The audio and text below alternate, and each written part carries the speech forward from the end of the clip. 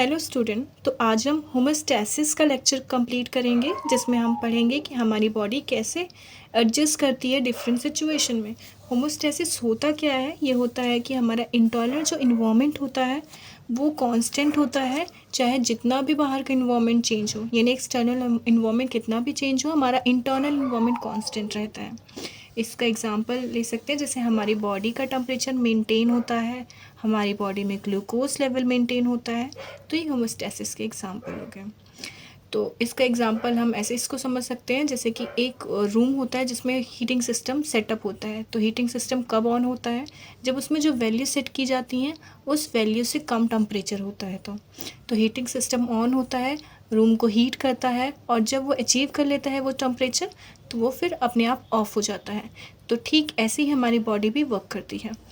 तो होमोस्टैसिस दो तरह से मेंटेन किए जाते हैं। एक होता है हमारा पॉजिटिव रिस्पांस या पॉजिटिव फीडबैक मैकेनिज्म, एक होता है नेगेटिव। पॉजिटिव में क्या होता है कि जो स्ट्रेस दे रहा है बॉडी को या जो स्टिमुलस बॉडी को दे रहा है वो रिस्पांस जनरेट होने के बाद भी ख़त्म नहीं हुआ है, तो उसको कोप अप करने के लिए बॉडी और ज़्यादा रिस्पांस क्रिएट करती है, और तब तक करती है जब तक कि वो स्ट्रेस और स्टिमुलस रिमूव ना हो जाए। ये हमारा पॉजिटिव आता है। नेगेटिव में क्या होता है कि जब बॉडी रिस्पांस जनरेट करती है स्ट्रेस के अगेंस्ट, तो या तो हमारा स्ट्रेस पूरी तरह से ख़त्म हो जाता है या फिर वो डिक्रीज़ हो जाता है। तो ओरिजिनल जो स्टिमुला है वो या तो शट डाउन हो जाएगा या फिर वो डिक्रीज़ हो जाएगा। तो ये हमारा नेगेटिव फीडबैक होता है। होम्योस्टैसिस के 3 कंपोनेंट्स होते हैं, तो हम वन बाय वन इनको पढ़ते हैं। सबसे पहला जो होता है सेंसर, जो कि डिटेक्ट करता है स्ट्रेस को। तो स्ट्रेस डिटेक्टर कौन से हो जाएंगे हमारी बॉडी में? जैसे हमारी स्किन है जो कि डिटेक्ट करती है, ब्लड वेसल्स हैं जो कि उसमें कोई इंजरी होती है तो वो सेंस करता है। तो ये हमारे हो जाते हैं सेंसर्स जो कि डिटेक्ट करता है स्ट्रेस को। सेकेंड है कंट्रोल सेंटर, जो कि रिसीव करता है इन्फॉर्मेशन को और वो फर्दर मैसेज इनकोड करके इफेक्टर के पास भेजता है। जैसे कि हमारा ब्रेन क्या है? वो एक कंट्रोल सेंटर है। ब्रेन और स्पाइनल कॉर्ड, यानी कोई भी इंफॉर्मेशन होगी सबसे पहले ब्रेन और स्पाइनल कॉर्ड में जाएगी और फिर वो आगे जाके मैसेज ट्रांसफ़र करेंगे इफेक्टर के पास। और इफेक्टर होते क्या है? इफेक्टर वो ऑर्गन या वो जगह होती है जहाँ पर मैसेज रिसीव होता है, जो कि ब्रेन या कंट्रोल सेंटर के थ्रू दिया जाता है, और फिर वो रिस्पॉन्स प्रोड्यूस करता है, यानी ये इफेक्टर रिस्पॉन्स प्रोड्यूस करता है होमोस्टैसिस को बैलेंस करने के लिए। तो हम पहले पढ़ेंगे नेगेटिव फीडबैक क्या होता है हमारा होमोस्टैसिस को मेंटेन करने के लिए। तो इसका एग्जांपल लेते हैं कि एक पेशेंट है जिसको फीवर है, तो हाइपरथर्मिया का केस है, या फिर नॉर्मली हमें कभी फीवर होता है तो हमारे बॉडी में कैसे होमोस्टैसिस मेंटेन होता है। तो हाइपरथर्मिया है यानी स्ट्रेस कहाँ पर है? स्किन डिटेक्ट करेगी। तो हीट रिसेप्टर जो स्किन में होंगे वो डिटेक्ट करेंगे कि यहाँ पे टेम्परेचर इंक्रीज़ हो रहा है, तो वो एक सेंसर की तरह काम करेंगे। स्ट्रेस क्या है? हाइपरथर्मिया। सेंसर क्या है यहाँ पे? स्किन के हीट रिसेप्टर। देन हमें पता है हीट कहाँ डिटेक्ट होता है, बॉडी टेम्परेचर कहाँ मेंटेन होता है? हाइपोथैलेमस में।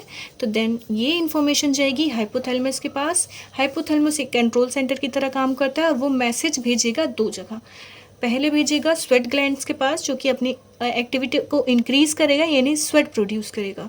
दूसरा मैसेज भेजेगा वो ब्लड फ्लो को, यानी स्किन में जो ब्लड फ्लो है वो इंक्रीज़ होगा, जिसकी वजह से टेम्परेचर डाउन होगा।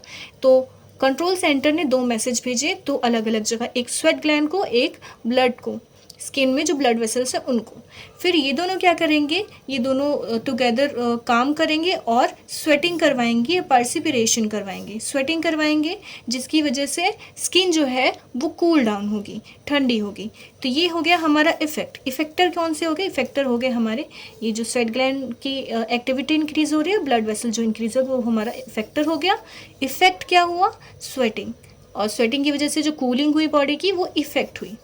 ओके, अब क्या होगा? अब स्ट्रेस जो है वो रिड्यूस हो जाएगा और ये पूरा मैकेनिज्म जो है वो बंद हो जाएगा। तो ऐसे शट डाउन यानी नेगेटिव फीडबैक जाता है, मतलब इस तरह से पूरा हमारा नेगेटिव फीडबैक वाला मैकेनिज्म है होमोस्टैसिस का, वो रेगुलेट होता है। तो एक बार देख लो। अब हम पढ़ेंगे पॉजिटिव फीडबैक मैकेनिज्म को। तो इसका हम एग्जांपल लेते हैं, जब चाइल्ड बर्थ होता है तो मदर की बॉडी से कॉन्ट्रैक्शन के टाइम पे जो ऑक्सीटॉक्सिन रिलीज होता है, तो उसकी बात करेंगे।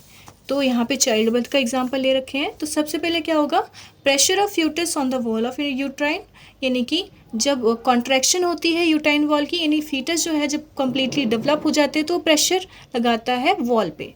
तो उसकी वजह से क्या होता है, जो नर्व एंडिंग प्रेजेंट होती हैं वॉल पर, यूट्राइन वॉल पर, वो मैसेज पहुंचाती हैं हाइपोथैलेमस को। यानी हाइपोथैलेमस के पास मैसेज आता है, फिर वो क्या करता है, वो रिस्पॉन्स यानी रिस्पॉन्स जनरेट करने के लिए वो क्या करेगा, इफेक्ट प्रोड्यूस करेगा, यानी कि वो ऑक्सीटॉक्सिन रिलीज करवाएगा ब्लड में। कौन रिलीज करवाएगा, कंट्रोल सेंटर यहाँ पे है हाइपोथैलेमस, ये है इफेक्टर यानी रिलीज करवाना ऑक्सीटॉक्सिन ब्लड में। फिर क्या होगा, इफेक्ट होगा कि जो यूट्राइन की कॉन्ट्रैक्शन है वो इंक्रीज हो जाएगी। तो ये हमारा हो जाएगा इफेक्ट, ये हो जाएगा हमारा इफेक्टर, और ये है हमारा कंट्रोल सेंटर। फिर जो हमारा इफेक्ट जनरेट हुआ है वो इंटेंसिफाई हो जाएगा, क्योंकि हमारे स्ट्रेस तो रिमूव नहीं हुआ ना, हमारा जो फीटस है वो तो बाहर नहीं आया। तो जब स्ट्रेस रिमूव नहीं होता है तो हमारा जो इफ़ेक्ट है वो इंटेंसिफाई हो जाता है, यानी साइकिल चलता रहता है तब तक जब तक कि हमारा जो स्ट्रेस है वो रिमूव नहीं हो जाता। तो ये जो the birth of the child will bring this process to close, यानी प्रोसेस तभी क्लोज होता है जब चाइल्ड बर्थ हो जाता है। तो ये हमारा पॉजिटिव फीडबैक का एग्जाम्पल है। तो इस तरह से हमने अपना होमियोस्टेसिस का लेक्चर ख़त्म कर दिया है, और इसके नोट्स आपको डिस्क्रिप्शन में मिल जाएंगे। डिस्क्रिप्शन में आप लोग चेक कर लेना इसके नोट्स। Thank you.